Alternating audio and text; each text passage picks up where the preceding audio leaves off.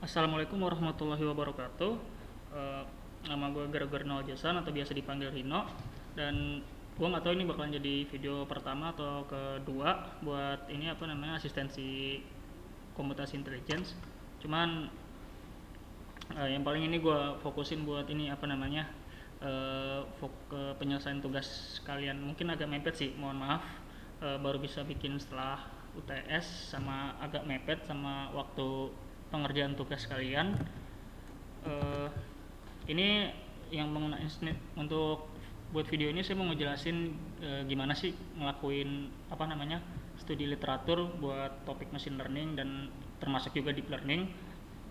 Ini request dari teman kalian, salah satu teman kalian minta untuk ini bahas ini, jadi saya bikin videonya. Ini pendapat saya aja ya. Maksudnya kalau saya dikasih masalah machine learning itu, kalau untuk studi literatur saya bakal ngapain? Saya belum mastiin ini bener apa enggak, atau ini efektif atau enggak, atau apakah ini yang paling efektif atau apakah ini udah bener atau gimana nya. Ini cuma lebih ke pengalaman saya aja. Maksudnya kalau ngelakuin studi literatur itu saya ngapain, sama beberapa pendapat sih jadinya. Paling ini sih, kalau misalkan pertama-tama saya mau bahas dulu kayak kalau kalian mau ngelakuin studi literatur itu paling kayak ya udah pastinya kalian pikirin dulu tuh apa yang perlu diperhatikan. Cuman kan kalau masalah paper itu paling yang perlu diperhatikan yang pertama-tama kalau kalian mau nyari sesuatu, menurut saya itu judul. Judul itu udah pasti ya, maksudnya kayak kalau topik ya, atau sesuatu yang kalian pengen cari itu ada di judulnya, ya kemungkinan itu udah masuk bahasan. Terus paling setelah judul, kalau menurut saya sih cari keywordsnya sih. Jadi kayak misalkan kalian ada kepikiran topik sesuatu, terus kalian kepikiran juga metodenya juga, atau mungkin kasusnya, kalian tinggal cari aja keywordsnya. Kayak kalian nggak perlu kalau buat nyari keywords itu kalian nggak perlu dibikin apa kalimat utuh gitu.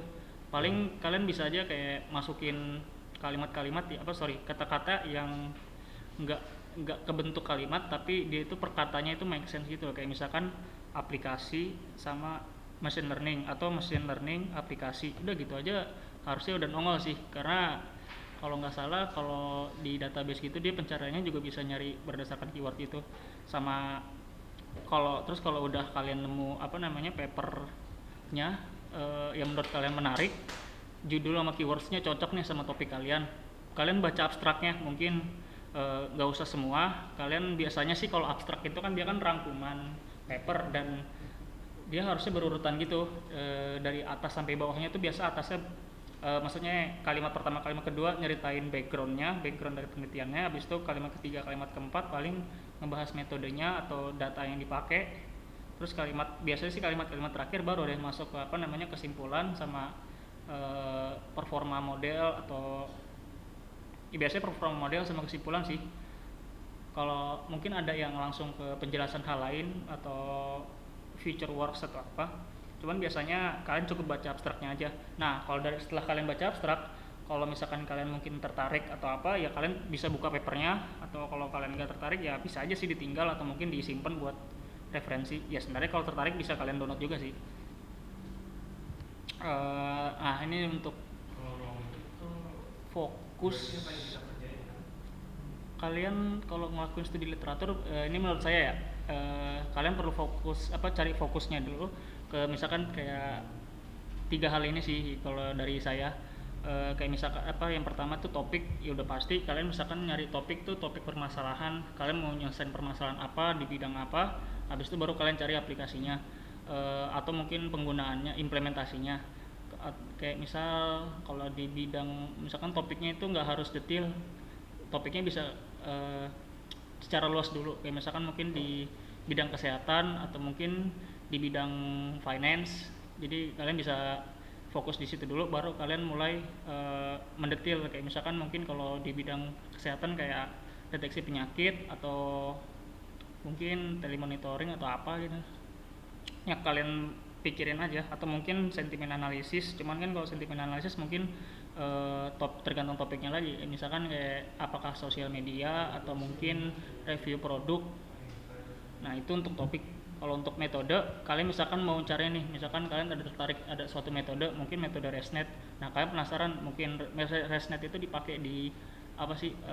Apakah data gambar atau mungkin ternyata bisa juga dipakai buat data time series atau mungkin data sequence atau data bahasa, implementasi ResNet atau implementasi convolutional neural network. Karena kalau misalkan contoh aja, convolutional neural network itu dia bisa diimplementasiin buat data bahasa, meskipun konsep awalnya itu kan untuk data gambar, tapi kalau dibawa ke satu dimensi itu juga bisa, dan akhirnya juga bisa diextend ke 3 dimensi.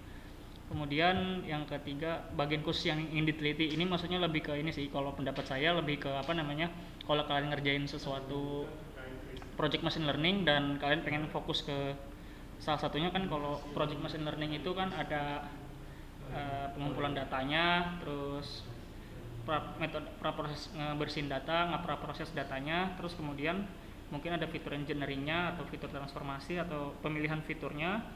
Habis itu baru model yang dipakai sama metode metrik evaluasinya yang dipakai. Nah, mungkin kalian pengen fokus ke salah satu hal aja. Itu dengan catatan menurut saya kalian udah tentuin topiknya sih.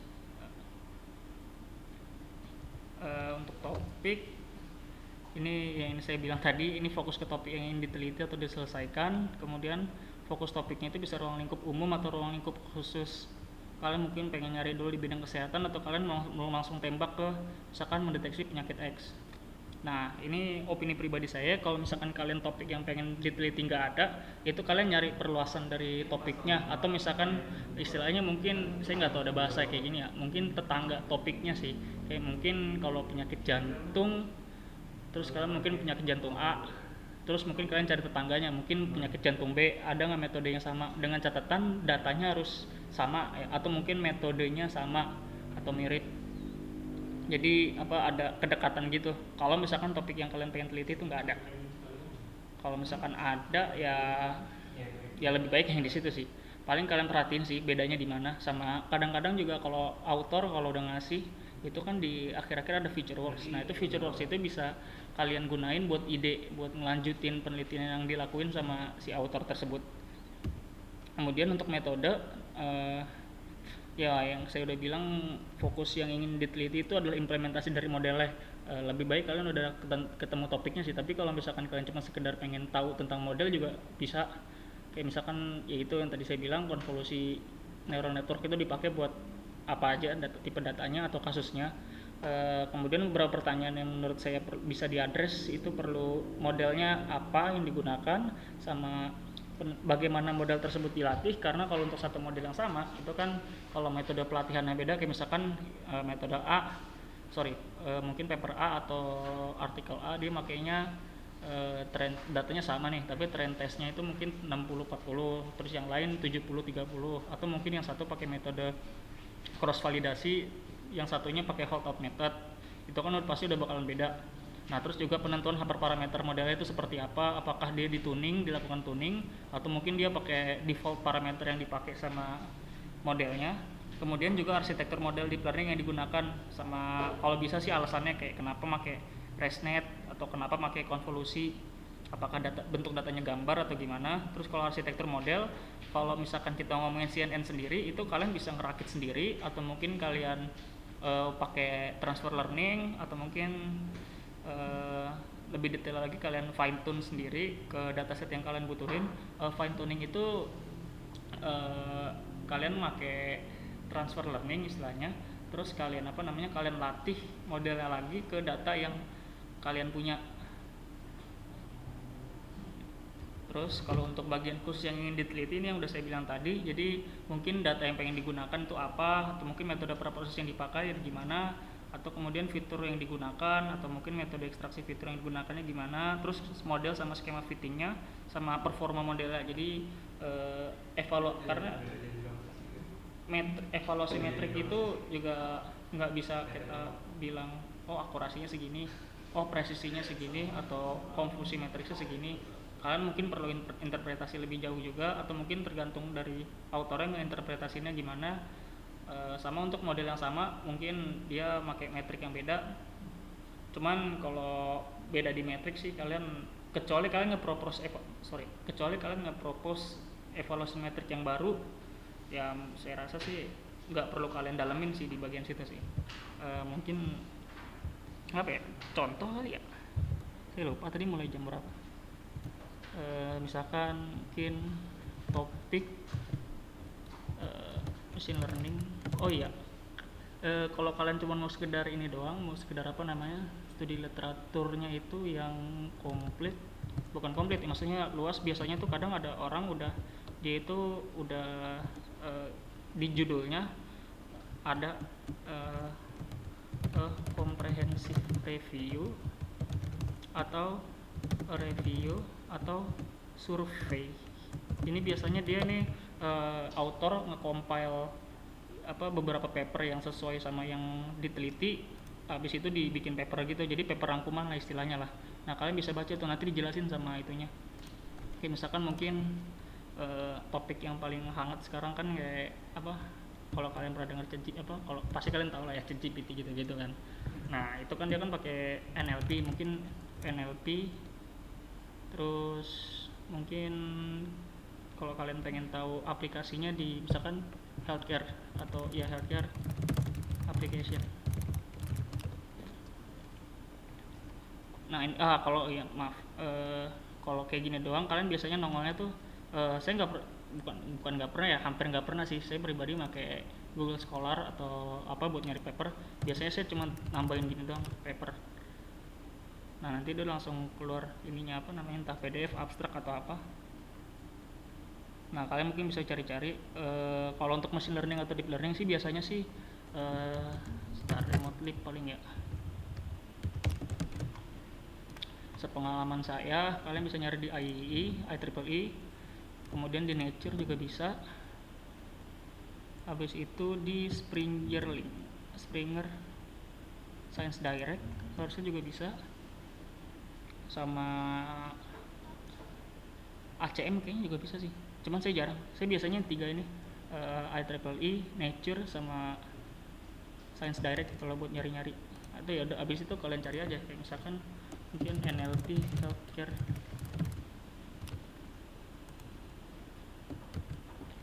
Wah, bad request, mungkin harus dari Google Chrome kali. Atau mungkin coba misalkan mau selidikin large language model in misalkan healthcare. Oh iya, papernya tinggal tambahin paper aja. Nah habis itu udah keluar dah. Biasa juga ada di arsip sih. Nah ini kalian baru bisa ngeliat dah. Mungkin coba yang arsip, evaluating, sesuai judul ada Science Direct. Nah ini kalau hierarchy-nya doang dia masih apa, perluasan gitu. Kalau mungkin kalau kalian mau fokus ke mungkin misalkan jangan healthcare kali ya, apa ya. Nah, sebentar lihat dulu di sini deh.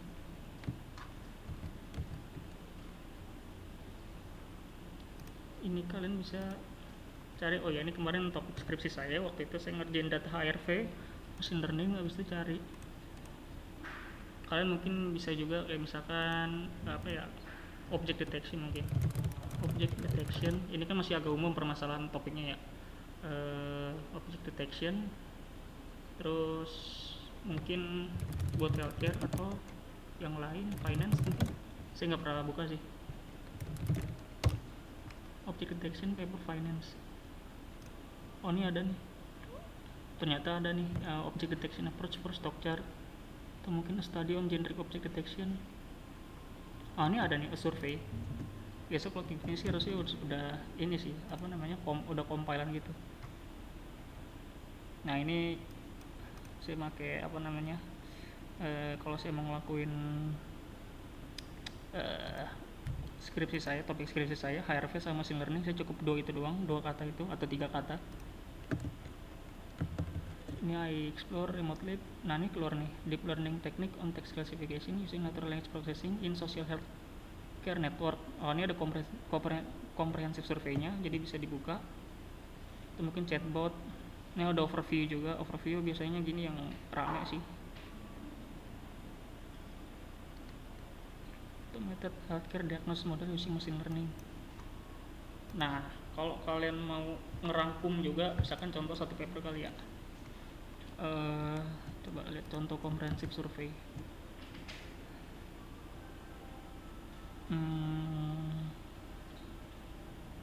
Atau coba EKG object detection. Ini EKG datanya, terus object detection topiknya. Mungkin kalau kalian mau metodenya jangan CNN fast. CNN mungkin ada, saya belum tahu. Ini PDF dibuka. Nah ini yang udah ini ada 43 halaman. Ini surveinya. Paling kalian bisa lihat di bagian ini sih, text classification. Oh ini udah dibagiin sih sama ininya. Jadi kasus-kasusnya apa aja di healthcare di surveinya ini, mungkin kalian bisa lihat dari sini aja. Terus nanti kalau kalian mau tahu yang lagi dibahas ini apa, ya tinggal dibuka di ininya. Jadi istilahnya kayak nge-shortcutin gitu ke paper yang kalian pengen penasaran. Kayak misalkan, oh ini ada dialog system for healthcare, ya udah tinggal dibaca 105 sampai 107, 110, 111, 112 di ini gimana di reference-nya. Mungkin kalian pengen penasaran kayak, oh ada dialog system for healthcare nih, dia pakai metode apa, performanya gimana, datasetnya gimana, metode pelatihannya gimana. Ini kayaknya open access bisa dibuka. Oh ini berarti overhead imaginary. Oh ini ada yang pakai YOLO. Terus mungkin apa ya yang agak absurd, yang nggak pikiran. Mungkin time series, bukan forecasting kali. Kayaknya object detection nggak ada forecasting sih, cuman forecasting from leader. Oh ini kan ternyata ada nih. Atau kalau misalkan coba reinforcement learning for misalkan time series forecasting. Oh ini ada nih deep reinforcement learning for time series. Oh ada review juga, tapi medium ya. Ini bisa paper tambahin. Terus keluar kalian bisa fokus. Nah ini kalau mungkin kalian contoh mau ngerangkum,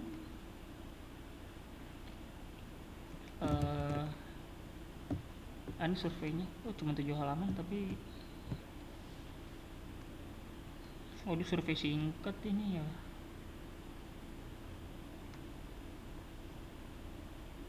Yang lecun autornya siapa,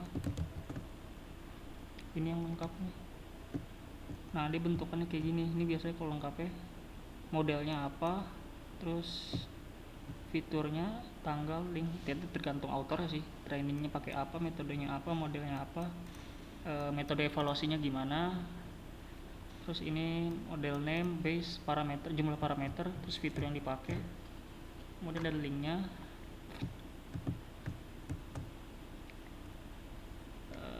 Oh iya, kalau nggak salah kalian ada natural language understanding ya. Saya juga penasaran sih, nggak pernah nyoba. Mungkin natural language understanding paper review, kalian bisa cek langsung. Oh ini ada nih state of the art, gede nih 568 current trend.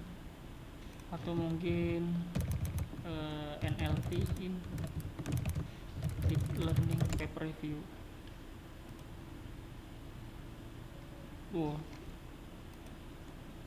Recent trends in deep learning based natural language processing, interpreting deep learning models in natural language. We present a survey. Ini kebanyakan survei. Kalau kalian mau lihat ini yang cepetnya. Nah kalau kalian mau ngerangkum ini, kalian misalkan ada nemu paper yang kalian tertarik misalkan, biasanya tuh idealnya kalian bisa coba deh ambil random paper.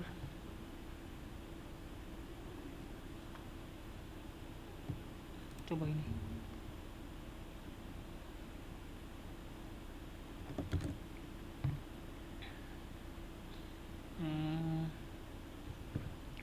Ini kalau misalkan kalian mau paper nih, terus kalian mau studi literatur atau ngerangkum, misalkan apa nih, implementasi ECG monitoring for arrhythmia classification. Ini kasusnya, ini metodenya, ini datanya. IoT based ECG monitoring for arrhythmia classification. Oh ya, berarti IoT based ECG, berarti datanya dari IoT. Ini modelnya. Terus kalau kalian mau ngerangkum, biasanya sih kalian bisa tulis saja, misalkan ini siapa nih, Abhishek Kumar,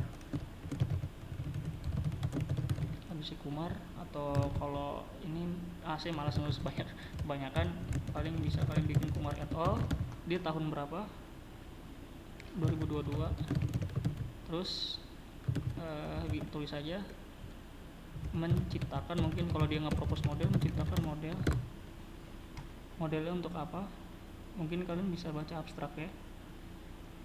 Is extensively used to develop the ini backgroundnya, ini background. Nah ini permasalahan. Nah ini propose-nya, metode yang diiniin. Terus ini harusnya sih penjelasan metodenya sih. Nah ini akurasinya.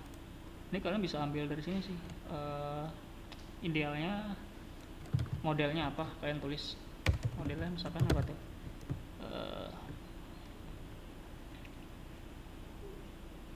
Deep CNN dilatih dengan Coy-Gray-Wolf optimization, berarti metode optimisasi Coy-Gray-Wolf untuk mendetek anomali ECG sinyal.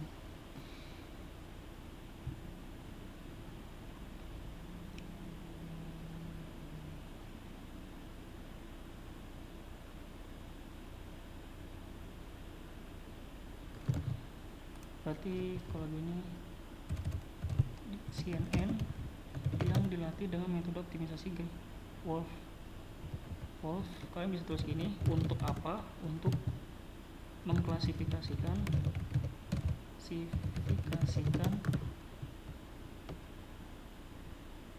aritmia.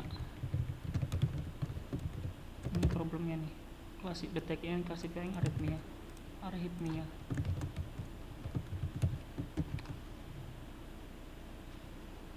Paling kalian bisa jelasin kalau dari pakai dataset apa, dataset yang digunakan berupa EKG yang diambil dari IoT.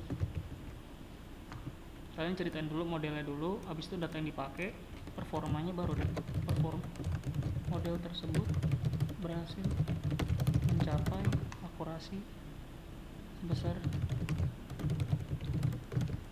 95%, atau kalau kalian tulis lagi mengalahkan metode lainnya, ini juga bisa, tapi kalian ini udah cukup sih harusnya sih. Kumar et al. Menciptakan model di CNN yang dilatih dengan metode optimisasi Coy-Gray-Wolf untuk mengklasifikasikan aritmia. Ini udah cukup buat rangkuman satu paper, ini udah cukup buat reviewnya. Atau kalian bisa baca dari sini sih kalau pakai Science Direct.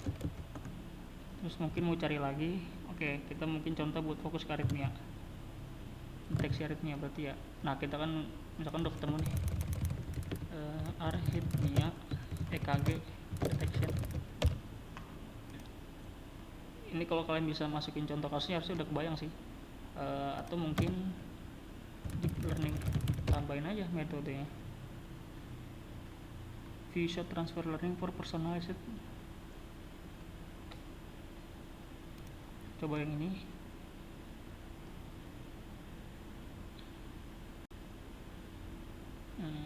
Datanya 24 jam. Bukan, ini backgroundnya dulu. However, permasalahannya, nah ini propose-nya, metode yang dipakai, dataset yang dipakai, ini akurasinya deh. Tapi kalau kalian mau pakai dataset yang sama atau IoT, fokusnya ke sama nih, fokusnya lebih detail IoT juga ya, mungkin kalian tinggal tambahin di ininya, tinggal tambahin buat datasetnya IoT kalau ada. Yang saya bilang tadi juga jadi tetangga topik atau apa istilahnya. Nah ini ada nih, IoT framework for detecting cardiac arrhythmia, ternyata cukup banyak deep learning models for arrhythmia detection in IoT healthcare. Ini kayaknya review sih, Oh enggak deh. Oh ini dia pakai nge-propose metode conval STM.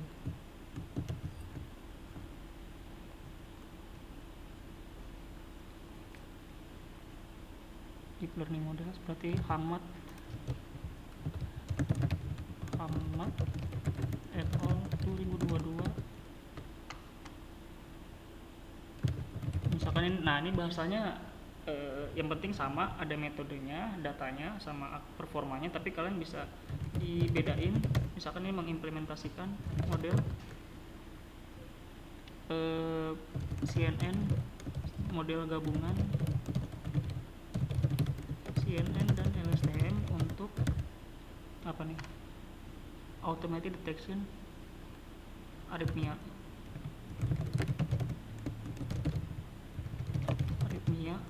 menggunakan data IoT. Nah ini jelasnya di datanya di sini. Kalau ini kan setelah apa di titik abis itu baru dibikin. Nah ini bisa juga kayak gini juga menggunakan data IoT. Kemudian nah ini dia ngasih ini datasetnya pakai dilatih yang mana, kalian bisa tulis mungkin, atau kalau kalian mau langsung lihat langsung catat performanya bisa sih, tapi nggak dikasih ya. Mungkin langsung ke result and discussion. Jadi kalau nggak ada di situ kalian cek ke sini. Akurasi bervariasi. Nah ini akurasi bervariasi nih. Mungkin kalian kalau mau detail catat semua. Oh ini sorry ada deh, overall akurasi adalah segini.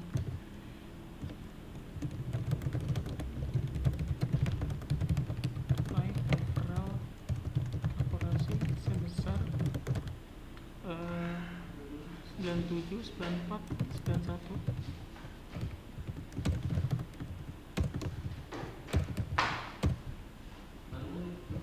Udah, ini kelar, ini cukup. Ada data, metode, author, sama ada author, data, model, atau data, atau kalian bisa balik sama performanya. Datanya bisa bentuk data, tapi kalau kalian mau tambah juga sumber datanya juga bisa. Yang penting data lah, informasi datanya pakai apa itu lebih baik. Ya kalau idealnya sih kalau kalian mau lebih tambahin lagi singkatan reviewnya, paling tinggal tambahin aja misalkan metode latihan, metode fitting, terus evaluation metrik apa ya, metode pra-processing yang dipakai, sama mungkin ya lihat aja di ini fitur yang digunakan, mungkin kalau ada metode fitur seleksi, kemudian metode pra-processing, metode fittingnya bisa dijelasin. Tapi ya menurut saya sih ini yang penting sih, author, model, data, performanya apa, sama topiknya. Topiknya, oh ini kan berarti topik atau kasus permasalahan. Ini kan author, model, kasus atau topik, datanya IoT, dari data IoT. Sorry, ini harusnya data EKG IoT nggak sih? Oh iya, datanya, kemudian performanya 95%. Ya paling itu aja sih kalau masalah apa namanya cara ngelakuin studi literatur untuk topik machine learning. Kalau untuk topik lain kayak pemodelan saya kurang tahu, tapi mungkin konsepnya sama ya. Kalau di model ditranslasinya ke model matematik, terus fitur seleksi mungkin lebih ke variabel yang digunakan kali ya. Paling sekian sih, itu aja untuk apa namanya buat ngebahas studi literatur machine learning, karena teman kalian ada yang minta satu buat ngebahas ini ya, mungkin karena belum kesentuh kali ya metode penelitian. Sekian dari saya. Wassalamualaikum warahmatullahi wabarakatuh.